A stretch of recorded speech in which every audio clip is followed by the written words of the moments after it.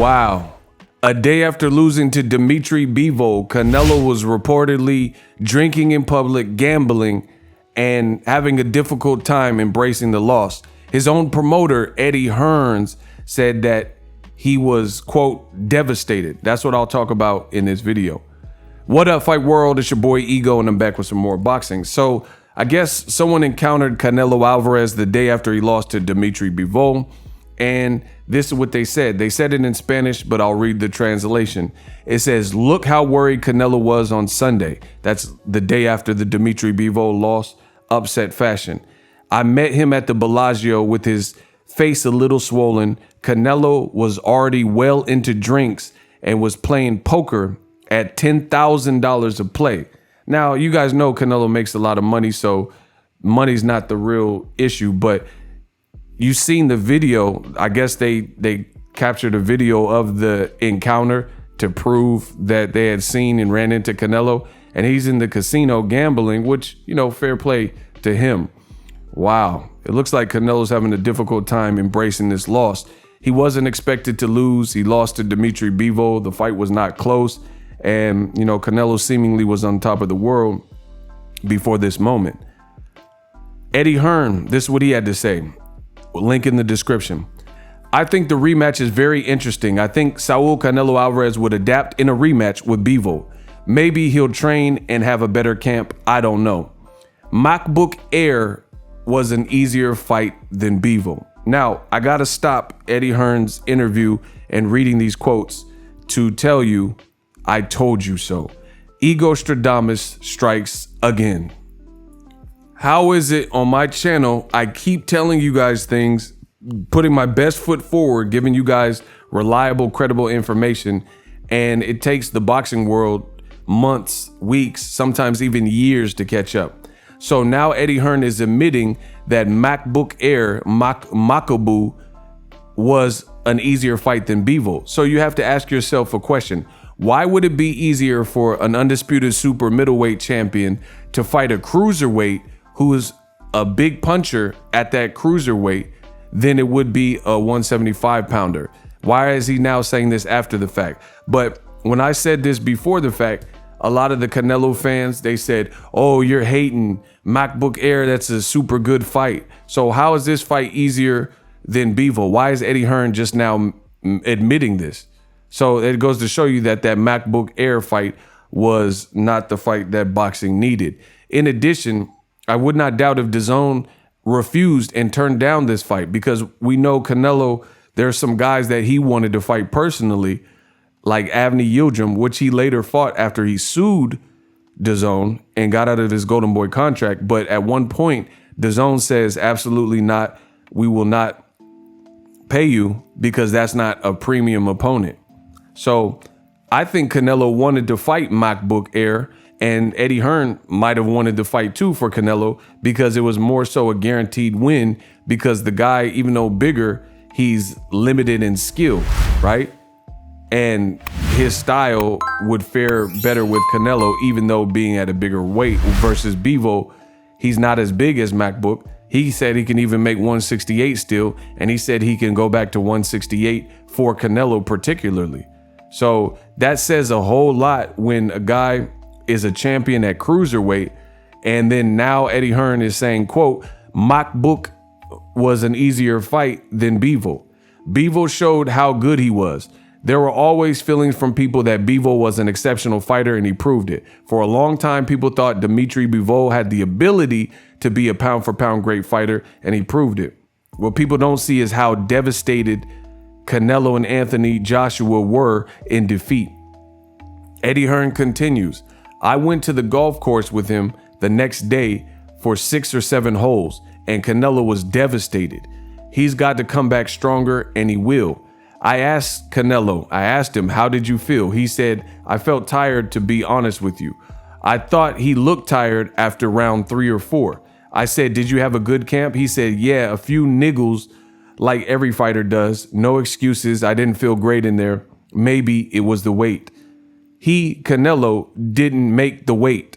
He probably ate his way up to the division. Wow. So this whole DAZN experiment with Canelo has been a travesty and absolute failure. Now they're reduced to ashes and having to rebuild Canelo. And he's drinking, as you guys seen from that video, which to each his own. I know fighters that drink. I know some that abstain from drinking alcohol. So he's a grown man. I can't tell him to drink. But it just looks like he looked kind of depressed in that video that you guys seen throughout this video. And that's from a fan that encountered him. Now you have all the Canelo fans and the promoters. He says Canelo didn't make weight. Yes, he did. And he said he probably ate his way up to 174, which is cap. And to prove it, let me show you. So this article is from Pro Boxing Fans in August 15th, 2012.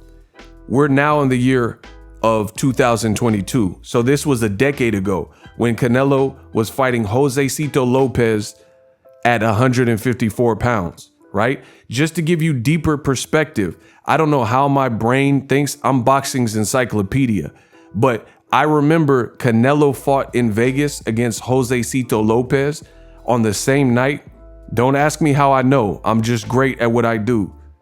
He fought on the same night. When Canelo fought in Vegas against Josecito Lopez, it was on the same night, I remember, against Julio Cesar Chavez Jr. and Sergio Martinez. Boom. Just to prove it. It says, this article says, night of fights, Chavez Jr. versus Maravilla Martinez, and Canelo is fighting Josecito Lopez. So anybody who's been in boxing or was covering boxing, they'll remember for Mexican Independence Day weekend, Vegas was packed with two known Hispanics, Chavez Jr. and Canelo, fighting both in the same city of Vegas in different venues on different networks.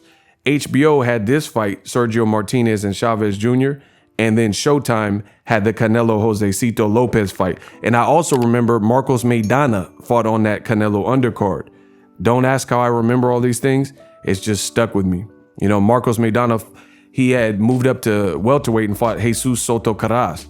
So that's absolute fact, as I've proven here. So that's how long ago. Since that point, Chavez Jr. has lost to guys like Andres Fanfara, Danny Jacobs, been fighting in Mexico, got banned from fighting in America, lost to Anderson Spider Silva. Sergio Martinez had some loss to Cotto since that point, retired, came back out of retirement recently. So the point I'm making is this was a long time ago. This is a decade ago, so it's lots changed. Canelo versus Lopez, 30-day weigh-in.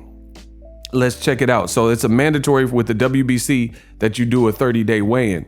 And guess what? Canelo Alvarez, when he was at 154, Saul Canelo Alvarez weighed in at 167.2. So he's almost 170 pounds 10 years ago when he was at 154. So a lot of the Canelo man fans, they're trying to justify why Canelo looked like he did and suggest that DMITRY Bivol was so much bigger and stuff. He weighed 10 years ago at 154, 167.2, as you guys see on the screen, at the 30-day weigh-in. So Canelo, by no means is he small. He's not a small guy like Eddie Hearn is. So Eddie Hearn says Canelo had to eat his way up to 174 pounds, but I'm showing you a decade ago versus Josecito Lopez, how he weighed almost 170 pounds way back then. And since he looks even bigger, his neck, his thighs, his legs, his bicep, he just looks stockier and even bigger and buffer. I've seen videos of him lifting all types of weights, and they're still trying to act like he lost to DMITRY Bivol because he was undersized. Look at Canelo, he's golfing.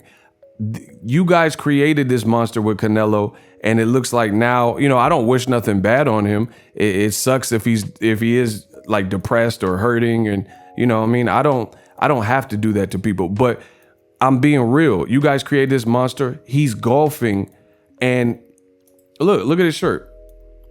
No golf, no life. And I think you allowed him to be so far removed from that of a fighter and pick his fights and make so much money and steer his career how he wanted. And now everyone's trying to play the sympathy card. And I just don't get it. And I don't see how that love is not being spread towards other fighters. Canelo had a choice to fight on PBC. He could have made great fights on PBC and moved guys up like Charlo or Errol Spence, or fight a guy at 168 who is not Bivol, doesn't fight like Bivol at 175, right? And that was David Benavidez. Canelo ignored that offer or turned down that offer and chose his fate with Bivol. And now, you know, people are like, oh, he dared to be great. Oh, he's too small. And then now it looks like he's gambling and drinking and stuff. His next move is going to be very paramount to his career and legacy. Some people, including Eddie Hearn, now they're saying the MacBook Air fight was an easy fight, which is what I told you. And some people would even suggest at the time, before the Bivol fight, they were saying that Canelo's the greatest fighter ever and the greatest fighter out of Mexico. And Eddie Hearn said that Canelo could fight at 201 pounds versus a gold medalist like Usyk. And now when it didn't work out one time, or for the first time since the Mayweather fight, Canelo looks like he's having a hard time stomaching and embracing the loss. He's in denial. He said he won. Why did he look so like sad and his body language looked so flat after the fight? And now he's saying he's tired and this, that, and the third, but he's claiming he won. I mean, it's going to be interesting times for Canelo's career from here on out, you know, at least for the foreseeable, the next couple of fights. Let me know how I did in this video. Canelo is reportedly devastated, depressed, and, you know, going through the motions after second official loss. And I feel worse for DMITRY Bivol. He's the one that's not getting paid and hasn't been paid yet. He's the one not getting as much money, and he's the one that was counted out, and he was the one they were trying to fix the cards against. What are we talking about? Let me know in the comment section. And I'm out. The future is now. The Hibernation 5s by Kenichi Bear. Hybrid gaming and lifestyle headphones. Out of the box, you can connect to any console or PC. Bluetooth ready with a low latency USB adapter, color RGB, and extreme bass mode. The Hibernation 5s adjust to you. Whether you need a gaming, travel, gym, or lifestyle headphones, the Hibernations got you covered. The new Hibernation 5s, link in the description. Customize the way you hear the world. Welcome to the nation. Are you tired of your YouTube videos not getting any views? Well, consider TubeBuddy. I've used TubeBuddy for years to scale up my YouTube channel. Now we're sitting over 200,000 subscribers. TubeBuddy is a browser extension that offers a ton of built-in productivity and time-saving services to take your channel to the next level. Use my link in the description to get started with TubeBuddy and level up your channel faster. We working.